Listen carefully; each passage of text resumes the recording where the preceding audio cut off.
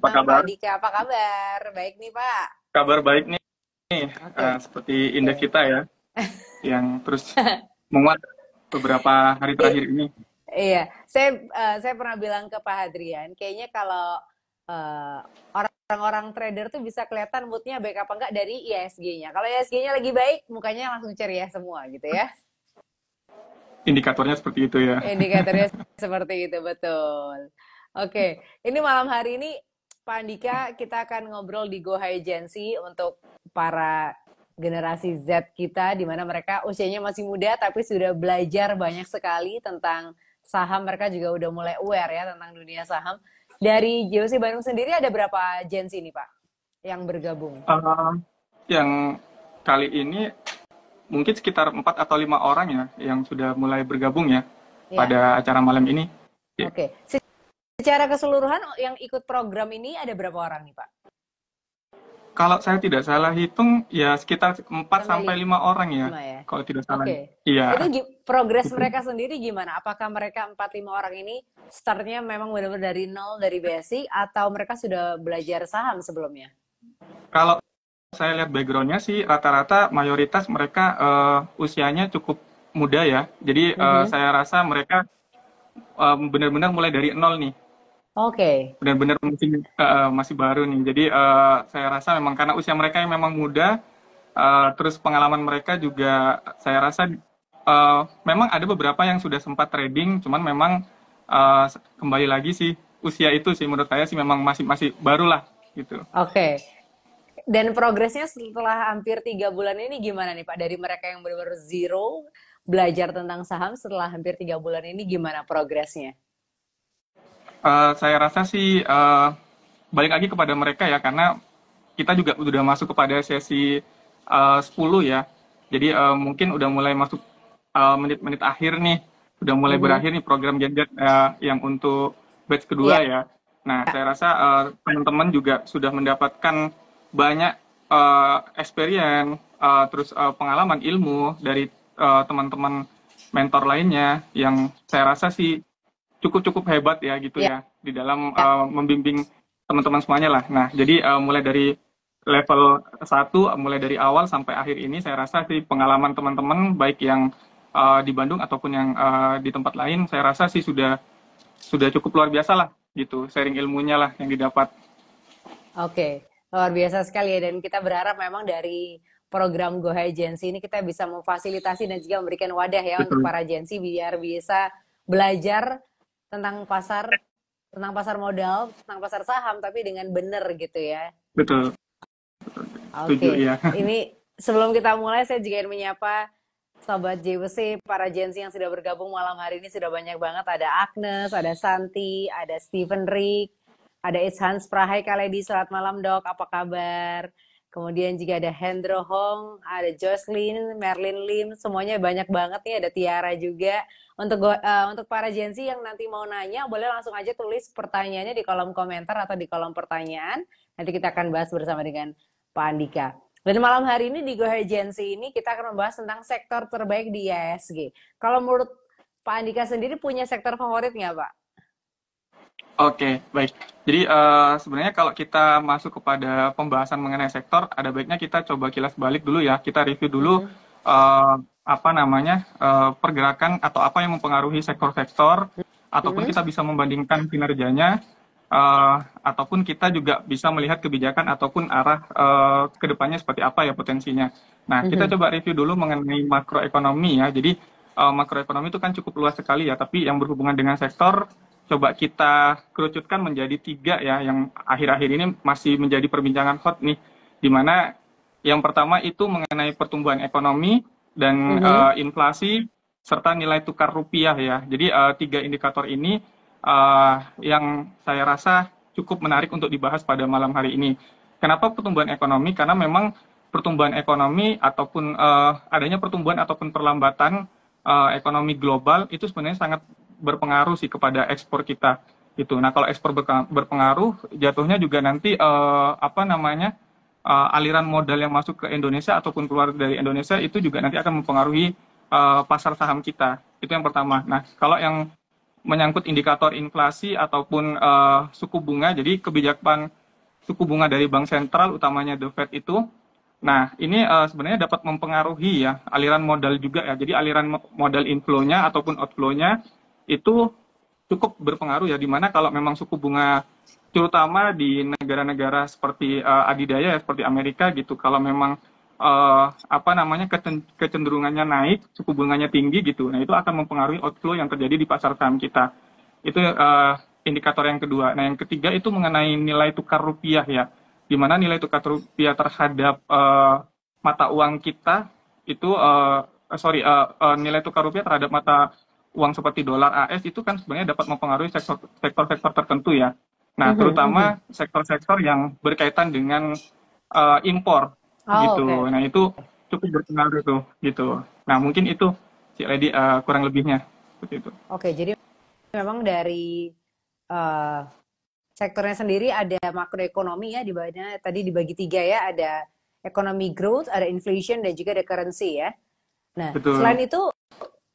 selain itu dari IHSG sendiri, sektor terbaiknya yang mungkin mau dibahas malam hari ini oleh Pak Andika apa nih? Ini sebelumnya ada yang nyapa juga nih dari Darman Mariancia. Hai Kak Andika. Halo, hai. Wah, keren Oke, nih. Darman Mariansah ya. ya. Dari Pak Andika sendiri, menurut Pak Andika, sektor terbaik di IHSG gimana nih? Yang mau Oke, dibahas malam hari ini? oke. Jadi tadi seperti yang dibahas di depan, di mana kalau kita melihat sektor terbaik yang ada di IHSG, berarti kita mengukur kinerjanya yang membandingkan satu sektor dengan sektor lainnya, terus kita Hmm? tarik historikalnya, penguatannya itu lebih besar atau lebih kecil daripada indeks kita gitu. Nah, itu yang pertama. Terus yang kedua, kita melihat arah kebijakan-kebijakan yang tentunya nanti akan mempengaruhi dari pergerakan sektor itu sendiri gitu.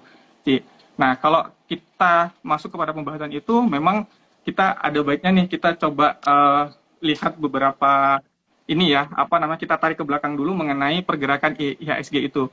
Nah, kita tahu kan kalau kita tarik ke belakang nih, Mhm. IHSG itu pada bulan Mei kemarin itu kan sempat mengalami penurunan ya, Betul. indeks kita ya. Itu. Nah, itu ada berbagai faktor lah. Mungkin salah satu faktornya juga pernah kita bahas mengenai rumor sell on May ya gitu Ya, ya. ya. Itu cukup santer sekali dan memang terbukti memang IHSG memang di bulan Mei mengalami penurunan. Nah, penurunan itu tidak serta-merta di bulan Mei, tapi berlanjut juga di bulan Juninya Hmm. gitu. Nah, itu beberapa katalis atau sentimen negatif yang ada di bulan Juni itu mengenai keluarnya apa namanya review dari Morgan Stanley ya mengenai pasar saham kita, di mana penurunan peringkatnya ya gitu. Nah, itu cukup mempengaruhi capital outflow juga. Nah, terus masuk kepada sentimen kedua di bulan Juni itu waktu itu The Fed-nya itu masih menahan suku bunganya ya gitu. Nah, jadi uh, itu merupakan katalis negatif yang ada di bulan Juni yang mempengaruhi capital outflow yang ada di indeks kita atau IHSG kita. Nah, uniknya saat di bulan Juni itu indeks kita turun, recovery-nya cepat nih. Di awal bulan Juli, indeks kita tuh udah mulai recovery tuh, udah mulai naik gitu. Nah, pertanyaannya kan kenapa market rebound kan di bulan Juli itu kan? Nah, salah satunya itu karena adanya capital inflow atau Hmm. dana asing yang masuk ke pasar saham kita gitu. Nah, jadi dana saham apa namanya dana asing ini sebenarnya terbukti memang cukup berpengaruh ya untuk menaikkan atau menurunkan indeks kita gitu ya. Nah, terus pertanyaannya apa namanya kenapa aliran dana asing kembali masuk lagi kepada Indonesia, karena memang mungkin apa namanya investor melihat apa kemarin juga pas waktu bulan Agustus kemarin memang keluar data-data yang kurang mengenakan di Amerika, seperti data tenaga pekerjaan ataupun penciptaan lapangan pekerjaan itu yang menurun ya, di mana memang uh, membuat atau memberikan peluang lebih besar lagi bank sentralnya atau The Fed-nya itu nanti akan menurunkan suku bunganya. Nah, kalau memang benar nanti di bulan September nanti suku bunga nanti akan turun, otomatis memang nanti akan diikutin oleh negara-negara seperti juga Indonesia ya. Kalau kita melihat Indonesia yang tergabung di negara emerging market ya, nanti mungkin bank sentral atau BI-nya, Bank Indonesia-nya juga akan menurunkan tingkat suku bunganya tuh, mengikuti yang ada yang di Amerika. Nah, kalau memang benar seperti itu, nanti inflow itu akan mulai masuk nih.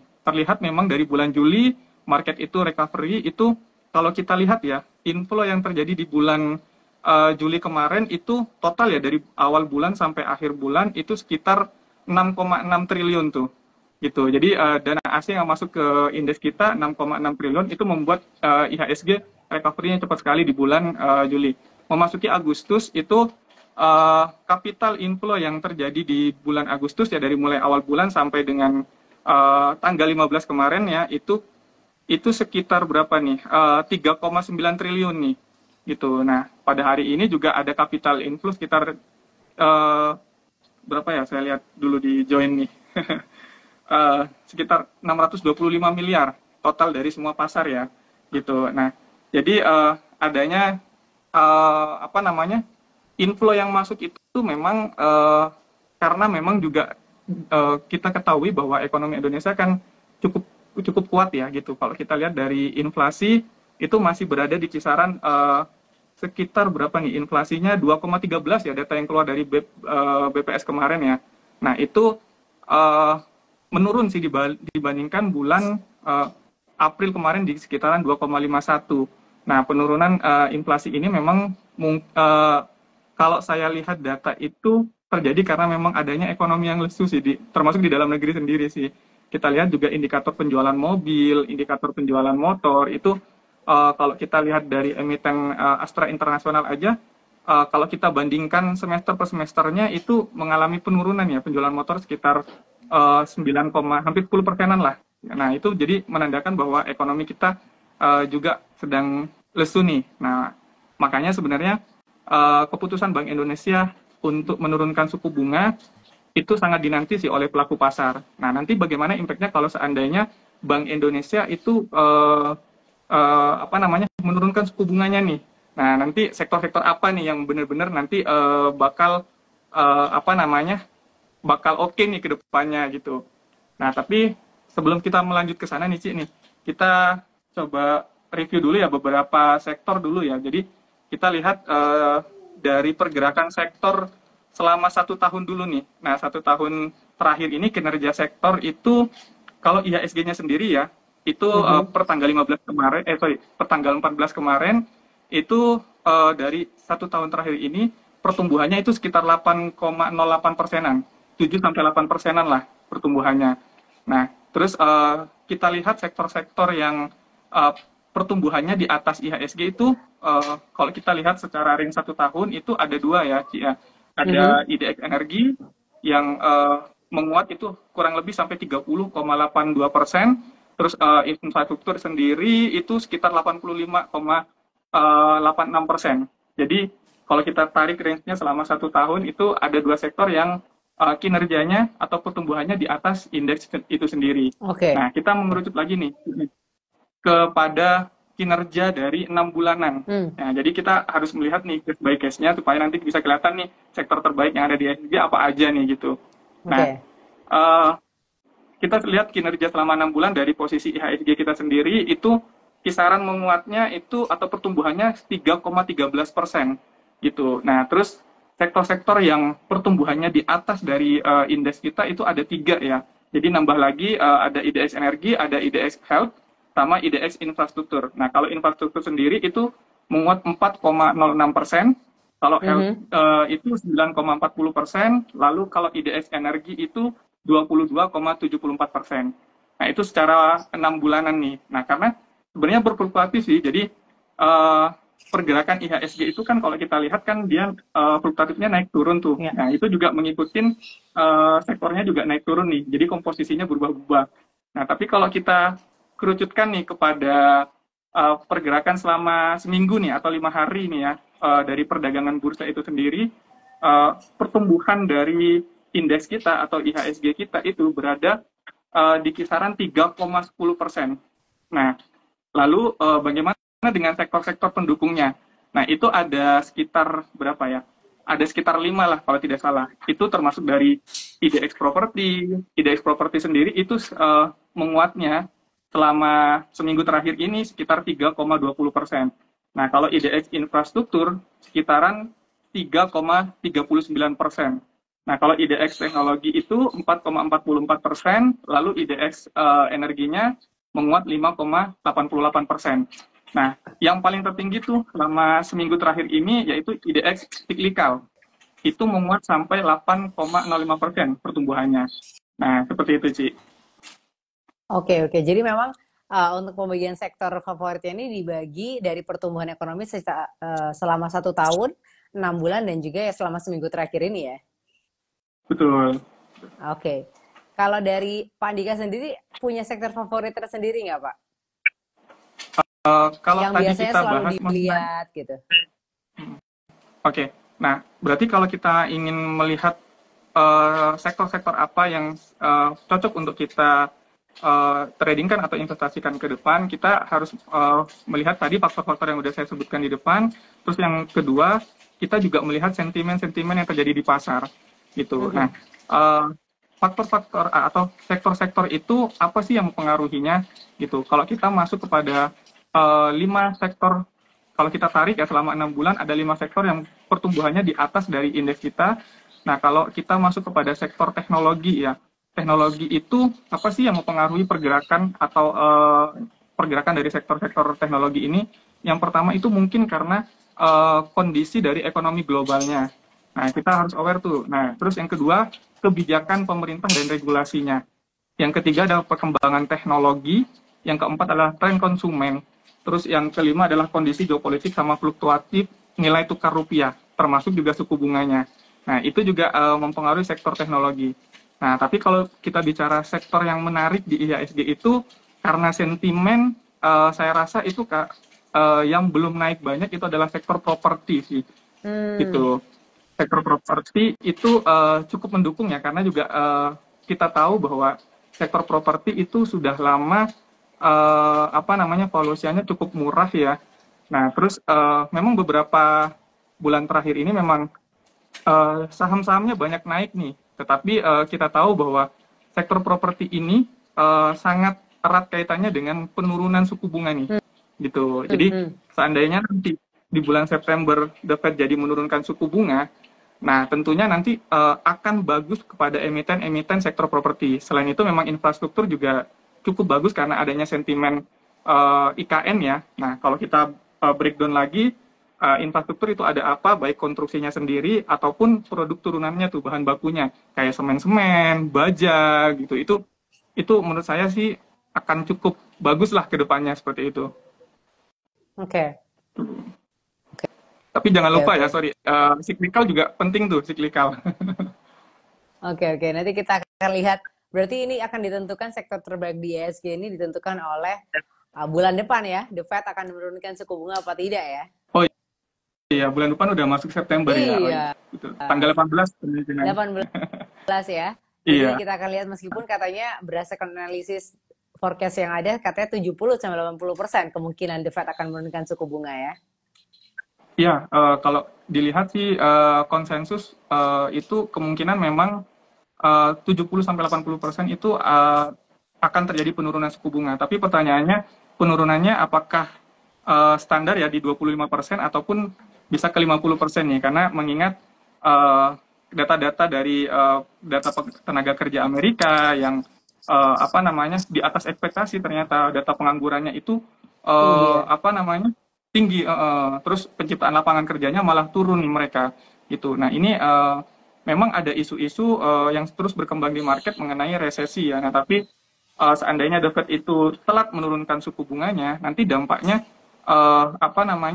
penurunan suku bunga itu akan diikutin yang hard landingnya atau soft landingnya. Karena kalau saya lihat sih lebih ke hard landing sih jatuhnya nanti sih. Gitu. Oke. Hard landing ya Pak ya? Iya, lebih ke hard landing gitu. Hard landing karena memang gimana Pak maksudnya? Hard landing and soft landing itu gimana maksudnya Pak? Itu lebih kepada ketika penurunan suku bunganya itu jadi data-data yang keluar di Amerika itu kan kemarin jelek ya, di mana tingkat penganggurannya tinggi tuh. Betul. Nah, itu yang membuat nanti ketika The Fed-nya nanti menurunkan suku bunganya dibarengin dengan indikator atau data-data dari tingkat pengangguran yang cukup naik tuh. Nah, jadi ibaratnya kalau pesawat tuh dia pas waktu mendaratnya tuh dia nggak sempurna gitu. Jadi Oh, mungkin ada yang dimaksud hard landingnya mungkin lebih kepada gimana ya? Tidak mulus lah pendaratannya gitu. ya, Gitu. ya. Oke, oke. Jadi kita akan lihat juga ya, akan banyak faktor sekali yang menentukan ya, nggak cuma bisa dilihat dari satu faktor aja, tapi banyak faktor yang akan mempengaruhi itu juga ya, Pak ya. Betul, betul. Cukup banyak Oke. sekali sih. Jadi Cuman ya, bulan depan kan ini akan menarik lah. semakin menarik ya. Sangat menarik sih sebenarnya. Apalagi Oke. kemarin kan juga Morgan Stanley juga mengeluarkan ini nih, Lady, mengeluarkan apa reportnya di mana risk on ya, di mana investor sudah mulai pede nih masuk ke pasar saham lagi nih, mulai berani mengambil resiko lagi nih, gitu. Ya, ya. Oke. Kita akan lihat bagaimana bulan depan, sangat menarik sekali ya perkembangannya. Ini Darman Mariansyah komen nih, konstruksi dan properti lagi bagi-bagi cuan belakangan ini katanya. Betul, betul. Kalau kita lihat sih itu karena apa namanya sektor apa namanya konstruksi ini memang ada kaitannya dengan sentimen yang terjadi ya. Kemarin juga kayak Wika ya, Wijaya Karya itu dia masuk indeks MSCI ya, Morgan Stanley ya. Mhm. Nah itu mengakibatkan juga kenaikan harganya yang cukup signifikan tuh. Ditambah juga emiten-emiten konstruksi itu masih ada sentimen positif ya dari IKN ya gitu ya.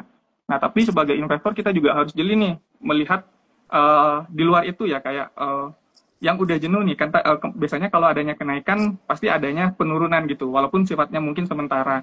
Nah, di saat lagi turun nih yang konstruksi induknya kita coba lirik anak-anak usahanya ataupun produk sorry emiten-emiten yang ada kaitannya yang mungkin dari bahan bakunya kayak semen gitu baja-baja yang tadi saya sebutkan itu juga mungkin teman-teman juga bisa pantau sih. Oke, ini kayaknya anak Gen Z-nya udah pada komen semua. Ada salah satu dari Arif Budi juga. Wika penopangnya masuk MSCI. MSCI ini, Iya, dia bilang. Itu katanya ya. betul. Oke. Tadi sudah Terus, diinfokan ya. iya. Kemudian ini ada Altrader 79.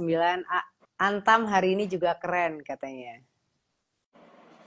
Antam itu masuk basic industri ya. Nah, jadi dia juga kalau kita lihat eh, Antam selain emas apa lagi ya? Saya nggak begitu ngikutin sih. Tapi eh, untuk Antam sendiri itu sudah lama sekali ya. Udah kalau kita lihat secara teknikalnya tuh dia udah lama sekali udah downtrend. Terus ada potensi akumulasi di situ dan hari ini menunjukkan bahwa kenaikannya juga diikuti dengan volumenya gitu. Sempat kita juga infokan di grup sih untuk Antam sih. Oke. Ini untuk Sobat Juicy semuanya yang mau nanya, saya boleh. Kalau mungkin ada yang mau join juga, mau ngobrol sama Pak Andika, mau nanya, boleh saya persilakan. Boleh komen di komentar juga. Kalau mau join AG Live-nya, saya akan undang salah satu dari Gen Z kita juga. Ini tapi sudah ada pertanyaan yang masuk nih Pak dari Adar 19. 19. Nah, sebelum masuk Q&A, saya mau make sure dulu nih ke Pak Andika. Secara materialnya, materi untuk malam hari ini, apakah ada yang mau ditambahkan? Uh, sudah oke sih, Sudah oke sudah ya? cukup sih. Tapi mungkin nanti Oke. adalah sedikit sembari kita menjawab pertanyaan-pertanyaan nih, Cik Ya, Lady. oke, boleh, boleh. Ini kalau gitu kita masuk sesi Q&A. Ini ada pertanyaan dari Adar 19. Izin bertanya, Ciledi. Mengapa ISG memerah di saat data USA bagus semalam? Saya ulang ya, mengapa data ISG memerah di saat data USA bagus semalam? Emang ISG lagi merah, bukannya lagi hijau ya? Hari ini ditutup turun sih. Hari ini ditutup turun, Mhm. penurunannya 0,35% atau Oke, 26 poin, basis poin gitu. Nah, oke. sebenarnya ini adalah hal yang wajar ya. Jadi Mhm. saya lihat memang kemarin kenaikannya cukup menembus level psikologisnya, dia lanjut all time high ya. Dimana kalau kita lihat memang IHSG ya, bentar saya coba lihat chartnya. Nah dia sempat mau menembus level psikologi, sorry, uh, ya resistennya di 7.436. Nah hari ini ditutup melemah gitu ya. Nah tapi saya rasa sih karena sudah berhari-hari indeks kita naik cukup signifikan. Jadi waktunya dia untuk bernapas dulu deh. Gitu, Untuk ambil koreksi nafas dulu ya. dulu. Betul. Jadi, nah mungkin teman-teman investor yang cerdas mungkin melihat bahwa penurunan IHSG itu hanya temporer ya atau sementara gitu. Nah, kita lihat memang data-data dari ekonomi Amerika yang apa namanya seperti inflasinya yang turun dikit ya, di mana awalnya 3 persenan ya turun ke 2,9 itu merupakan sinyal yang bagus ya, di mana apa namanya kemungkinan The Fed akan lebih kuat nih untuk menurunkan suku bunganya nih gitu. Nah, kalau memang itu terjadi, capital inflow yang akan masuk terutama ke mungkin yang tadinya obligasi mungkin akan ke pasar ekuitas ya atau saham ya, itu mulai kenceng lagi nih. Nah, nanti tinggal kita ikutin nih apa namanya biasanya asing suka kepada saham-saham apa nih. Nah, salah satunya mungkin yang sudah di-spill sama teman-teman yaitu Antam tadi atau mungkin Big Bang gitu segala macam. Jadi itulah kurang lebihnya. Oke. Itu dia menjawab pertanyaan dari Adar 19 tentang ISG yang sedikit memerah ketika data USA malah bagus ya semalam, tapi sedikit bernafas, sedikit koreksi karena sekitar beberapa hari terakhir ini ISG justru menghijau ya. Oke. Betul, betul, Kemudian betul. pertanyaan selanjutnya ini dari backpacker trader. Antam kira-kira bisa tembus resisten nggak ya besok? Antam emas dan nikel. Antam lebih ke nikel Oke, katanya. Gimana nih maksudnya? oh lebih ke nikel. Waduh, pada Oke, banyak tapi emasnya yang juga komen ada nih. gitu. Pada banyak yang Hah? komen nih. Pujo Santoso, Antam cakep hari ini. Darman Mariansyah, Antam lebih ke nikel. Oke, ini Oke, dari backpacker trader pertanyaannya tadi sekali lagi saya ulang, Antam kira-kira bisa tembus resisten nggak ya besok? Antam emas dan nikel. oke, thank you pertanyaannya. Jadi saya ngelanjutin tadi untuk pembahasan IHSG. Kenapa tadi disebutkan bahwa kemungkinan memang IHSG itu lebih kepada koreksi sementara ya atau sifatnya temporary. Itu kalau kita lihat dia ada pattern juga ya, ada pattern inverted head and shoulders ya, di mana memang selama penurunan dia tidak lebih daripada sekitar 7.330 lah gitu, level toleransi yang bisa kita tolerir lah. Kemungkinan memang dia akan terus melanjutkan penguatannya apa sampai untuk target terdekatnya itu di 7.600 sampai 7.700. Nah, berarti peluangnya cukup besar nih untuk indeks kita apa namanya bergerak naik ya seperti itu. Nah, kembali kepada pertanyaan kalau untuk Antam itu sendiri kan dia sektornya basic industri ya gitu ya.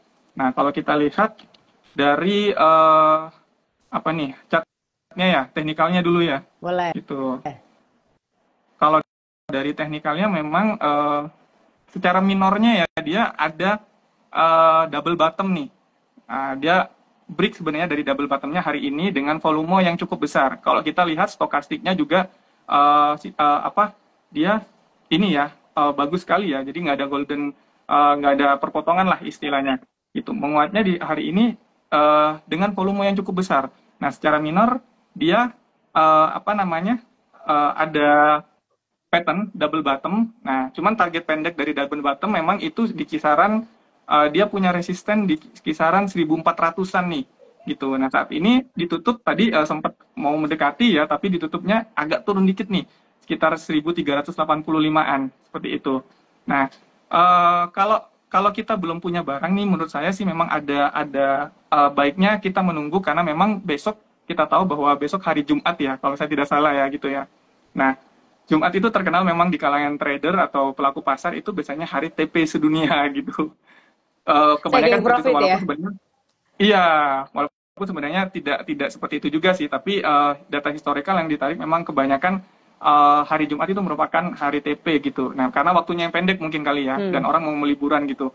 Nah, ada baiknya memang kalau kita belum punya posisi, kita mengamati dulu pergerakannya. Seandainya memang besok dia dibuka ataupun dia bisa break di atas 1.390, itu bisa merupakan area buy. Tapi kalau memang ternyata dia koreksi, nah selama koreksinya tidak melebihi 1.340, nah itu kita bisa buy on weakness tuh di area-area tersebut karena adanya pattern double bottom secara minornya seperti itu. Oke. Oke. Mungkin kurang lebih seperti itu ya, Antam. Oke. Itu dia menjawab pertanyaan dari backpacker trader tentang Antam. Kemudian pertanyaan selanjutnya Ini untuk Sobat Jesi semuanya yang mau nanya, boleh langsung aja ya tulis pertanyaan di kolom pertanyaan atau di kolom komentar. Ini pertanyaan selanjutnya dari Christian Budi. Jika belum punya properti, apa masih boleh masuk? Oke, pertanyaannya menarik sekali ya. Nah, untuk properti, berarti kita bicara sektornya. Sektornya cukup bagus ya, di mana memang kebanyakan memang saham-sahamnya udah mulai pada naik semua ya, kayak Pewon segala macam, itu sentimennya juga bagus gitu. Nah, terus pertanyaannya bagaimana kalau kita belum punya barangnya gitu. Nah, kita harus mau melihat dulu nih, properti itu kebanyakan sektor properti terutama ya, digerakkan oleh saham-saham apa nih. Nah, gitu yang kapitalisasinya yang cukup besar yang bisa menggerakkan sektor properti itu sendiri. Nah, tapi sebelum saya masuk ke pembahasan itu, saya ada baiknya saya spill dulu nih apa namanya beberapa sektor yang sekiranya nanti berpengaruh terhadap pengumuman data-data ekonomi yang terjadi nih. Contohnya seperti ini. Mungkin teman-teman juga boleh catat nih. Nah, kan yang paling hot ini kan ada dua indikator ya, di mana nilai tukar rupiah yang sekarang menguat ya, rupiah kita ya, bukan melemah lagi, menguat sekitar berapa nih kemarin tadi 15.600-an mungkin ya, sampai Ya, 15.700 ya, ya, ya. kurang lebih segitu ini. Nah, itu rupiah yang menguat, sektor apa nih yang positif biasanya kalau rupiah kita menguat? Nah, itu teman-teman bisa lirik, itu sektor otomotif ya. Nah, terus apalagi sektornya biasanya? Nah, konstruksi itu bagus tuh kalau rupiah menguat, konstruksi itu bagus biasanya. Nah, terus kebanyakan lagi kalau rupiah menguat itu apa ya, obat-obatan, farmasi itu juga bagus karena mereka kan bahan bakunya impor kebanyakan gitu. Jadi kalau nilai tukar rupiahnya menguat, otomatis sentimen yang cukup bagus sih untuk sektor farmasi ini, termasuk saham-sahamnya. Nah, apalagi nih yang sekiranya cukup bagus nih kalau rupiahnya menguat. Ada banyak, ada poultry, ada properti itu sendiri. Nah, terus retail, uh, terus apa biasanya lagi ya? Telekomunikasi itu bagus sih kalau rupiah menguat. Nah, terus indikator kedua nih yang ingin saya bahas lagi mengenai pemotongan dari interest rate atau suku bunga.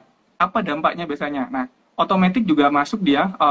Itu yang kedua biasanya semen. Semen itu juga bagus kalau memang suku bunganya turun nanti. Nah, terus konstruksi juga masuk. Jadi konstruksi ini ada dua nih. Kalau sekarang kan rupiahnya menguat, tinggal menunggu apa namanya pemotongan interest rate. Nah, jadi konstruksi itu bagus ke depannya. Nah, nanti infrastruktur juga lumayan bagus, sama nanti kita lihat digital bank. Digital bank itu juga kalau memang nanti terjadi interest rate-nya atau pemotongan dari interest rate, digital bank itu akan menarik ke depannya gitu. Nah, Oke. di satu sisi juga apa namanya teknologi itu masuk sama transportasi. Nah, jadi kembali lagi kepada pertanyaan tadi, sorry apa tadi pertanyaannya Ci? Saya lupa. Pertanyaannya tadi sebentar. Properti, apakah kalau misalnya belum punya properti, apakah sudah boleh masuk? Kalau belum punya properti, nah propertinya berarti kita lihat dulu saham-saham yang menarik ya. Jadi saham-saham yang menarik untuk properti karena kita lihat properti itu sudah cukup naik banyak ya. Jadi kita lihat secara teknikal dulu deh. Itu karena yang tergabung dalam sektor properti itu ada 89 stok ya atau 89 saham ya. Nah, Mhm. kita kalau kalau saya sih sebenarnya lebih cenderung kepada saham-saham yang brandnya kita kenal ya, seperti kayak APLN itu. Nah, terus Pani itu bisa bisa bisa kita mulai masuk nih Pantai Indah Kapuk tuh. Nah, dia juga ada sentimen juga ke IKN juga gitu. Nah, terus Kija nih bagus nih menurut saya nih kedepannya memang, tapi pergerakannya memang eh, naik turunnya tuh tidak terlalu ya. Jadi kalau teman-teman yang sabar tuh mungkin bolehlah masuk kepada kawasan industri Jababeka ini. Nah, terus untuk brand-brand yang terkenal kayak semacam CTRA itu bagi dividennya gede loh biasanya kalau CTRA. Nah, kalau pemburu atau dividen hunter bisa tuh melirik CTRA. Nah, cuman kita kombinasikan dulu, kita lihat dulu kalau kita mau masuk kita lihat dulu secara teknikalnya no. Tuh, jadi secara teknikal itu memberikan gambaran ke kita apa namanya apakah kita waktunya untuk masuk atau wait and see dulu gitu. Nah, tergantung nih teman-teman apa mau bahas atau mau bedah dulu secara teknikalnya seperti saham-saham yang tadi saya sebutkan atau seperti apa nanti kita kembalikan dulu deh ke Ci Lady deh gitu. Karena kalau ngomongin tentang properti sebenarnya banyak sekali ya faktornya ya. Banyak, Banyak juga betul, emitennya gitu ya. Iya, ya. Ini betul, ada yang betul. nanya nih tentang BSDE gimana nih? Salah satu emiten BSD. properti juga, BSDE. Oke, kita lihat secara teknikalnya aja dulu ya, karena Boleh. kalau fundamental kita tahu bahwa BSDM mah ini bagus lah secara fundamental ya, cuman saya tidak mengukur secara valuasinya ya, butuh waktu karena, nah tapi kalau kita lihat secara teknikal, karena semua harga itu pasti semua tercermin pada teknikalnya sih, jadi kita gampangnya ngambil teknikal lah, Ya. gitu. Nah, kalau lihat pergerakan pada hari ini ya, penutupan pada hari ini secara teknikal dia pergerakannya sudah berada di atas ya, jadi dia menembus resistennya di 1120-an. Nah, terus hari ini terlihat ada distribusi. Nah, ini juga diikuti dengan indikator stokastik yang kecenderungannya dia menurun ya setelah dead cross gitu ya. Nah, terus sorry, oh ini hari ini enggak, sorry, hari ini enggak ditutup melemah, sorry, saya salah lihat. Yang kemarin ya ditutup melemah ya, sorry. Nah, tetapi hari ini kelihatannya doji nih, candlenya juga doji nih. Nah, ini doji itu kan ibaratnya kan keraguan-raguan ya yang terjadi di pasar ya, gitu. Nah, kalau menurut saya sih ada baiknya kita tunggu dulu, karena memang secara teknikal dia pergerakannya sudah jauh di atas moving average, baik moving average time frame 5 hari ataupun 10 hari. Dia cukup jauh. Biasanya nanti kebanyakan ya secara historical kalau memang cukup jauh seperti itu, biasanya akan ditarik dulu mendekati moving average-nya. Nah, jadi area-area sekitar 1120, kalau seandainya kita bisa buy on weakness, itu merupakan area-area yang menurut saya sih best price lah, seperti itu. Oke. Itu dia ya tentang BSDE ya, Pak ya. Oke, ya. Oke. Ini pertanyaan selanjutnya dari Givania Ciputra. Gimana dengan sektor komoditas? Tentang Oke. komoditi nih, Pak. Komoditas banyak sekali ya. Jadi yang dimaksud adalah komoditas apa nih? Apakah oil dan gas, apakah coal, apakah CPO gitu. Ada banyak sekali nih gitu. Jadi pertanyaannya maksudnya sektor komoditasnya ya bagaimana nanti ke depannya Iya, ya? iya, iya, tentang sektor komoditasnya. Oke. Nah, sektor komoditas itu menurut saya sih adalah hal yang menarik ya, gitu. Nah, apalagi sentimen-sentimen yang beredar di market itu juga cukup mendukung pergerakan sektor komoditas. Nah, jadi kalau kita lihat ya, apa namanya, apa sih yang mempengaruhi sektor-sektor komoditas, terutama kalau kita masuk kepada energi ya, gitu kan. Energi ini contohnya itu berkaitan dengan harga komoditas energinya. Nah, kalau komoditas juga berkaitan dengan kebijakan pemerintah ini yang berkaitan dengan tax ataupun apa biasanya ya, banyaklah kebijakan-kebijakan pemerintah yang berkaitan dengan energi, termasuk energi baru terbarukan gitu. Nah, terus kondisi ekonomi global dan domestiknya, karena itu juga mempengaruhi permintaan supply dan demand dari sebuah komoditas itu sendiri. Nah, terus apa lagi ya, fluktuasi nilai tukar rupiah nih, sebenarnya kalau rupiahnya menguat sih sebenarnya itu juga bagus ya untuk emiten-emiten yang ekspor tapi ya gitu ya, yang ekspor. Tapi kalau rupiahnya melemah ya itu juga akan berdampak kepada sektor komoditas gitu. Tapi Ya, kalau ini kita lihat, di komen gimana? nih Pak sama Jivania tadi yang nanyain tentang sektor komoditas ini di komen sama Jivania tadi Pak Andika nanya nih sektor komoditasnya apa aja. Nah, ini dijawab nanyain tentang coal dan gas. Oke, siap. Thank you, pertanyaannya keren. Oke, nah jadi kalau untuk coal dan gas itu sendiri menurut saya sih prospeknya masih cukup, terutama batu bara nih. Batu bara menurut saya sih masih akan tetap digunakan ya, gitu ya. Terus kita lihat juga walaupun konsumen terbesar untuk batu bara Indonesia itu kan pasarnya ada di Cina nih. Walaupun Cina mengalami perlambatan, kita lihat GDP-nya juga turun ya. Nah, dikit tapi turunnya, tapi menurut saya sih selama masih belum ada sesuatu eskalasi politik yang ataupun ekonomi dunia yang tidak terlalu gimana-gimana ya, itu menurut saya sih permintaan batu bara masih tetap akan bagus ke depannya. Nah, tinggal kita cari nih kita breakdown dulu deh emiten-emitennya. Seperti kayak contohnya saya masih suka dengan emiten-emiten kayak KKGI gitu, ataupun biasanya market cap-nya gede kayak PTBA gitu, tapi PTBA juga dia separuh-separuh ya, gitu. Dia juga ada kewajiban untuk menjual di dalam negerinya gitu. Tapi menurut saya sih secara fundamental PTBA masih oke nih, gitu. Tuh. Oke. ITMG oke juga, cuman kurang kurang oke sih untuk kalau saya melihatnya untuk jangka pendek pada pada 1-2 bulan ke depan gitu. Oke. Itu dia untuk sektor komoditas, lebih tepatnya di coal and gas. Pertanyaan dari Jivani Ciputra. Pertanyaannya ini ya Pak ya, berat-berat ya Pak ya.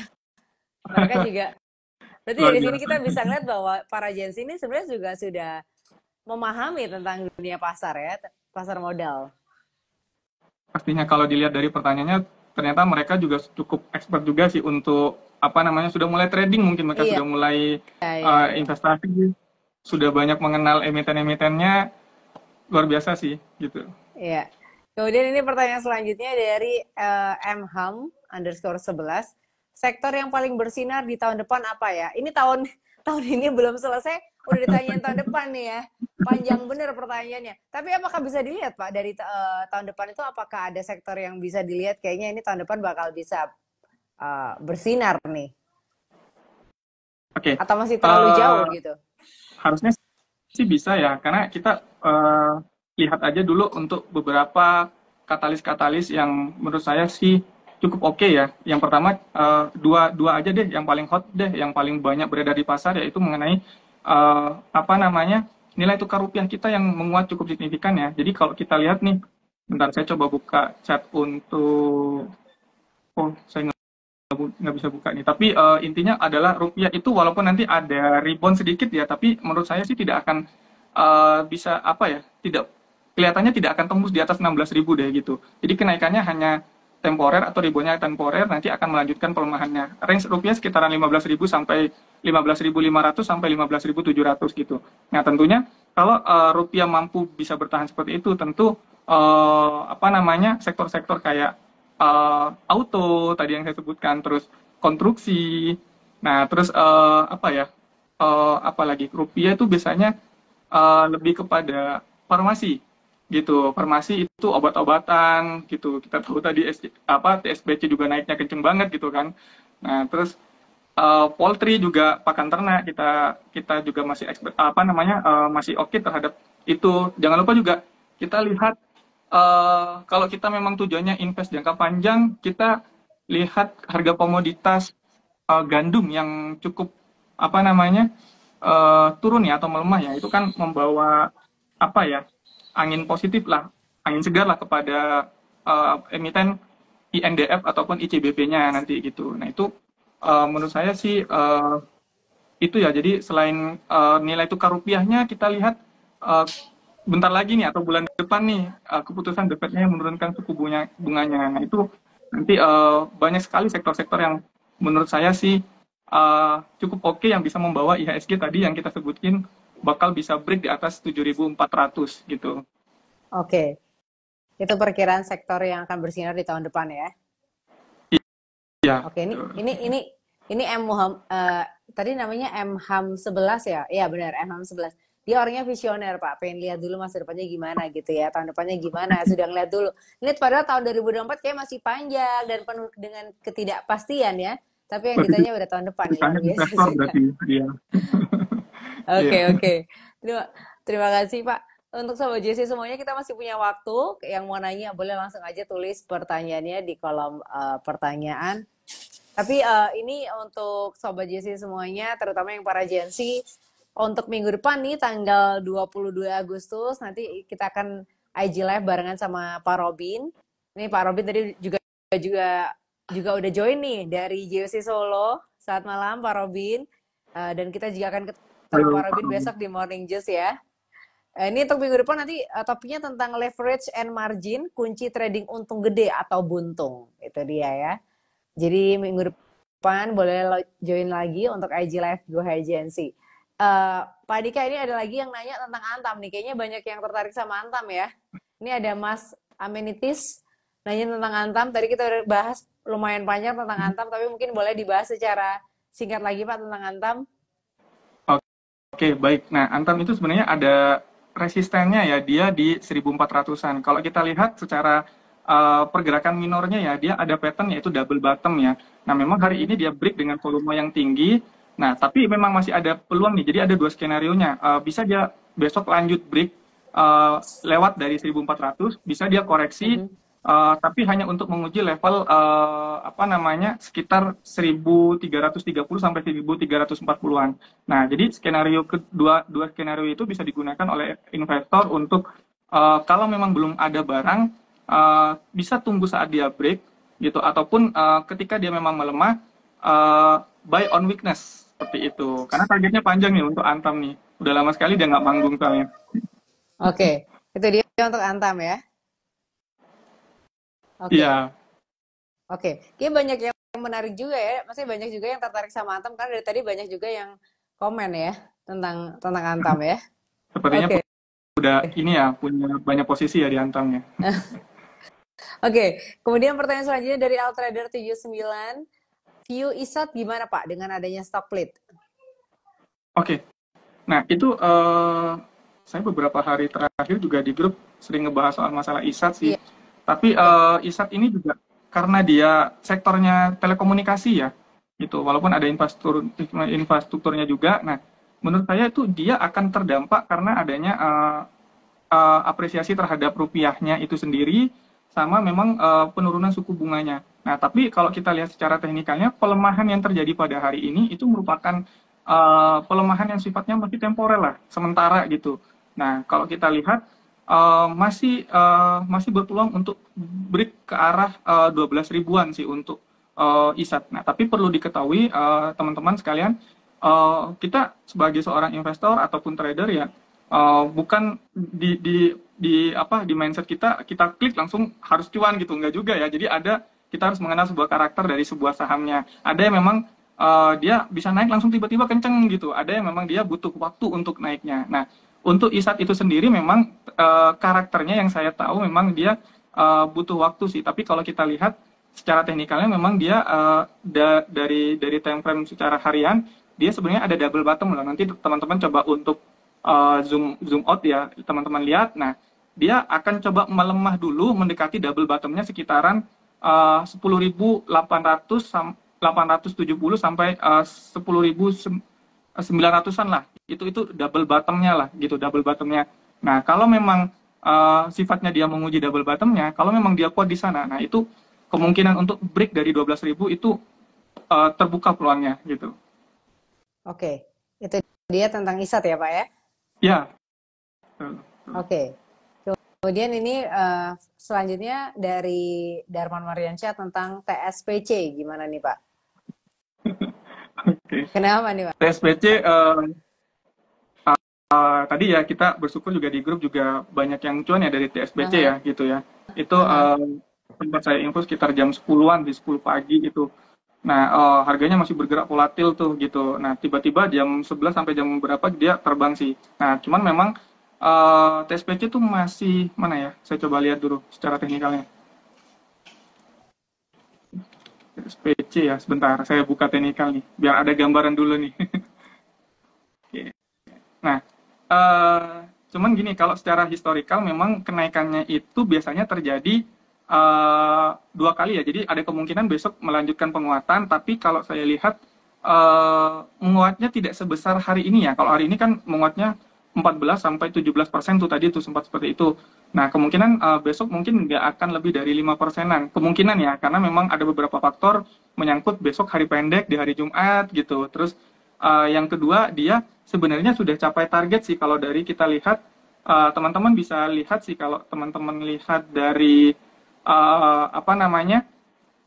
pattern yang terjadi itu ascending. Sebelum dia break hari ini dia ada pattern ascending, dia break dengan volume yang tinggi. Nah, tapi hari ini tutupannya itu yang membuat saya ekspektasinya dia besok tidak menguat di atas 10% itu karena tutupannya dia ada batang yang cukup panjang tuh gitu. Jadi dia nggak full candle gitu. Nah, ada kemungkinan itu ada distribusi tadi gitu. Nah, kalau kita lihat, kalau kita tarik garis Fibonacci-nya, dia berhenti di level 161,8-nya. Nah, itu level psikologis biasanya gitu. Nah, jadi kalau memang teman-teman belum punya, ada baiknya tidak mengejar harga lagi, karena menurut saya wait and see sambil melihat perkembangannya ke depan seperti apa. Toh nanti kalau memang, sebenarnya saham tuh unik sih, jadi kita nggak perlu buru-buru sih, kita tinggal nunggu aja deh. Kalau dia ternyata nanti ada koreksi, ya udah kita tinggal masuk aja. Kita tunggu dulu gitu, karena dia ada kenaikan yang cukup panjang hari ini gitu. Mungkin itu, Ci Lady. Oke, itu dia untuk TSPC ya. Kemudian Iya. ini pertanyaan selanjutnya dari MHAM11. Nanya lagi tentang sektor nikel. Perkembangannya sekarang gimana? Dari sektor Wah, nikel, Pak. nikel ya. Saya nggak begitu ngikutin ya. Berarti saya coba untuk lihat dulu harga dari nikel itu sendiri ya. Tanyanya luar biasa Oke. nih. Saya coba lihat harga nikel dulu. Oke, harga nikel itu eh berapa nih? Oh, harga nikel itu sempat ini ya, di bulan Mei kemarin, tepatnya di tanggal 20 2024 ini, dia menyentuh harga tertingginya ya di sekitaran 21.400 something lah gitu. Nah, terus dia berangsur-angsur turun sampai dengan hari ini sekitar 16.440-an gitu. Nah, jadi kalau untuk nikel nih, tadi siapa yang nanya ya? Si Lady. Dari MHAM11. MHAM MHAM 11. Nah, underscore, jadi ya, oke. Nah, jadi bisa bantu saya untuk yang ditanyakan adalah tadi kan sektornya, tapi mengenai sahamnya apa nih yang mau ditanyakan dari sektor nikel itu sendiri. Tapi kalau kita lihat dari harga nikelnya itu, dia itu masih bertengger di sekitaran 16.440. Jadi menurut saya sih karena ini merupakan komoditas ya, di mana komoditas itu tidak cocok untuk diinvestasi, tetapi lebih kepada swing ya atau tradingnya sifatnya pun tidak lebih dari 6 bulan ya, karena mengikuti fluktuasi dari harga nikel atau komoditas nikel itu sendiri.